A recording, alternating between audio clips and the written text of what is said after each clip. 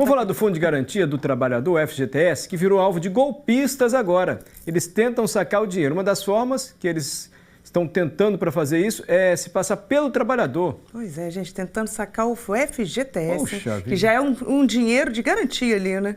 Que na hora que se o trabalhador for mandado embora, estão tentando aplicar o golpe e tirar o dinheiro do trabalhador. Então vamos saber como se prevenir, como funciona esse tipo de golpe agora ao vivo. Vamos entender tudo, como os golpistas agem. Christian Miranda, explica tudo pra gente. Ei, Fabíola, bom dia novamente para você, para o Mário e a todos que nos acompanham. Pois é, para a gente entender primeiro esse golpe, a gente tem que lembrar você de casa que o FGTS é uma garantia do trabalhador. Todas as empresas depositam numa conta aí do FGTS o equivalente a 8% dos ganhos mensais desse trabalhador. Só que tem muita gente aí, golpista mesmo, está aproveitando para utilizar dados dessa pessoa que ainda está trabalhando, se passando por ela, falando, olha, não estou trabalhando e preciso sacar esse dinheiro. Vamos entender melhor como que funciona esse golpe? Por isso que eu estou aqui com o Otávio Lube, ele é especialista em segurança digital. Primeiramente, obrigado, viu, Otávio, por participar aqui conosco no Bom Dia Espírito Santo. Explica pra gente, como que está acontecendo esse golpe? Por que as pessoas conseguem sacar o benefício de uma pessoa que ainda está trabalhando em nome dela? Bem, bom dia, pessoal. É uma pena, né? Uma segurança do trabalhador sendo utilizada aí como vetor aí de golpes por golpistas, né? Mas o que acontece? Nossa sociedade hoje ela é cada vez mais digitalizada. Os bancos, né, eles conseguem, principalmente a Caixa Econômica Federal, eles permitem que as pessoas façam esses pedidos de saque de forma muito digital. Então, as pessoas, elas, com os dados pessoais e com as informações bancárias, elas conseguem fazer a solicitação do saque e também ludibriar as pessoas para que esse valor seja depositado em contas de laranjas. Então, basicamente, o golpe funciona a partir da extração de dados pessoais, é o que nós chamamos de phishing, né? É muito comum nós recebermos aí mensagens de texto ou até mesmo ligações hoje em dia tentando extrair nossas informações, como por exemplo, olha, eu percebi uma movimentação estranha aqui na sua conta e estou precisando fazer a alteração da sua senha. Vamos alterar sua senha? Vai chegar um SMS para você no seu celular. Com esse SMS você me passa, ou seja, existe toda uma engenharia social que é feita para roubar dados pessoais das pessoas e com esses dados pessoais fazer ali a extração desses valores do FGTS. Agora, Otávio, eu lembro bem que em 2021 rolou vários dados foram vazados, né? Se eu não me engano, mais de 200 milhões de dados, você pode me corrigir se eu estiver errado. E aí são dados básicos, assim, CPF e o nome completo da pessoa. Não precisa ser necessariamente como phishing, mandando um link para a pessoa. Se a pessoa tiver o nome e o CPF, ela já consegue fazer isso? Perfeitamente, isso é uma combinação de elementos, né? Esse vazamento de dados a gente começa a sentir agora, que é o quê? Tanto os nossos dados pessoais, nossos telefones, nossos endereços, as nossas informações pessoais que foram vazadas, elas são utilizadas para iniciar esse tipo de golpe.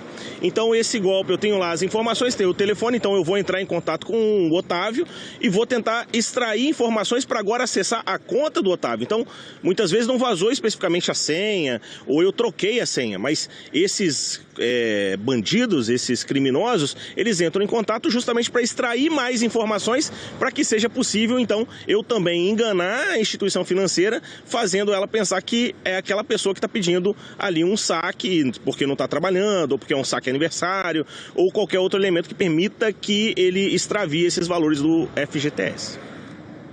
Para a pessoa que está trabalhando ficar sempre atenta, é importante ela baixar o aplicativo do FGTS? Isso impede de outras pessoas acessarem ao invés dela, de fato? Olha, não impede diretamente, mas é uma boa prática a pessoa estar ali vigiando, inclusive se o seu empregador está fazendo ali os depósitos devidos do FGTS.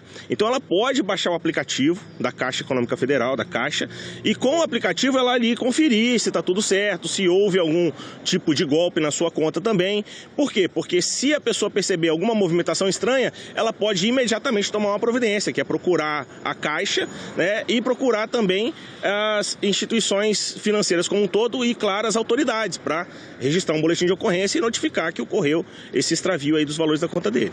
E essa pessoa consegue, se de fato aconteceu isso e ela procurou esses meios legais, fez o boletim de ocorrência, enfim, ela consegue recuperar esse valor? Olha, se for apurado que a culpa do ocorrido, né, não foi da pessoa, ou seja, se foi, por exemplo, uma questão da própria agência que fez a liberação a partir de dados assim e sem comprovação efetiva de que era aquela pessoa, ela consegue sim processualmente recuperar esses valores, né? Agora, se por algum motivo foram passados dados pessoais, ou seja, eu dei a minha senha da minha conta, troquei a senha da minha conta, e isso for também comprovado numa auditoria, aí já é um pouco mais difícil. Já existem aí processos, jurisprudência, negando esse pedido e, infelizmente, fazendo com que o trabalhador perca todo o seu fundo de garantia ali pelo tempo de serviço. Otávio, aqui no Bom Dia Espírito Santo, a gente gosta muito de prestar esse serviço para quem está em casa. A gente fala diversas vezes de golpes. A gente está falando hoje de FGTS, mas eu mesmo já falei, se eu não me engano, essa semana, sobre golpes envolvendo a Receita Federal, nesse caso a restituição. Então, mais uma vez, vamos reforçar, eu acho que a gente não peca pelo excesso neste momento para quem está em casa. Qual é o caminho, a segurança que a pessoa precisa ter, ficar atenta mesmo para não cair em nenhum golpe? Bem, a gente sempre diz que segurança, ela está relacionada a várias camadas, né? Então, vai desde nós utilizarmos boas senhas, fatores duplos de segurança para acessar os nossos aplicativos, essa conferência de se as coisas estão realmente ok, ou seja, não adianta a gente esquecer lá e só lembrar daqui a 20 anos, porque a gente pode ter uma surpresa. Então, é importante conferir e, principalmente, a gente sempre fala que o maior vetor desses golpes é a engenharia social, que é o quê?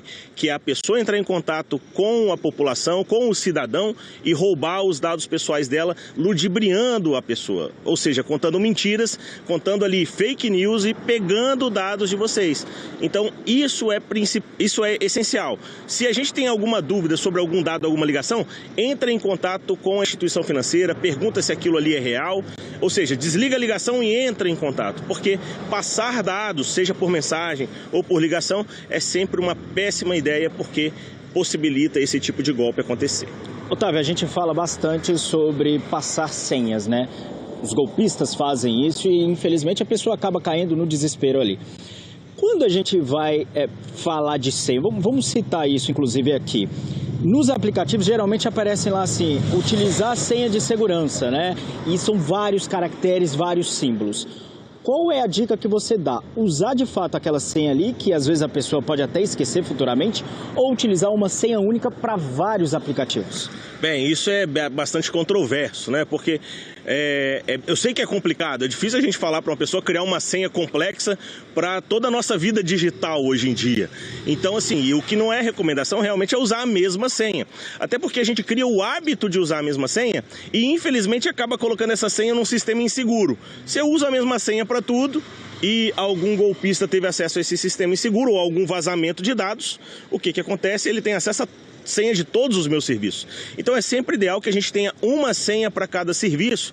E eu sei da dificuldade. Qual é a dica que eu dou em relação a lembrar essa senha? Claro, nunca anotar a senha, mas sim usar aplicativos que permitam ali memorizar a senha, que são serviços específicos para isso, né? São geradores e são o que a gente chama cofres de senha. Ou seja, é um aplicativo que tem uma senha mestra e que dá acesso a todas as outras senhas e, obviamente, essa senha mestra, ela precisa ser uma senha única, que eu não repito em outros lugares, porque ela vai dar acesso a todas as minhas outras senhas. Eu posso instalar no meu celular, posso instalar no meu computador, fazendo com que toda vez que eu for acessar um serviço específico, aquele aplicativo me ajude a lembrar a senha.